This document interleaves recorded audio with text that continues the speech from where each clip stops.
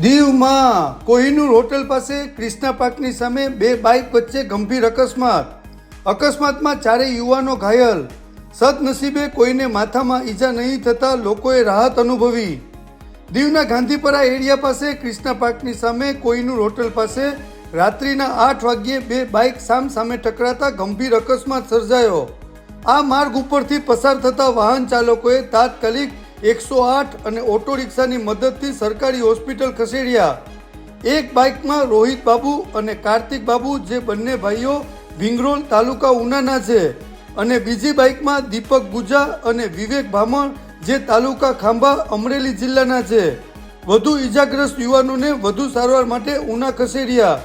અકસ્માત એટલો ગંભીર હતો કે કોઈને માથામાં ઈજા ન થઈ અને દરેકનો બચાવ થયો.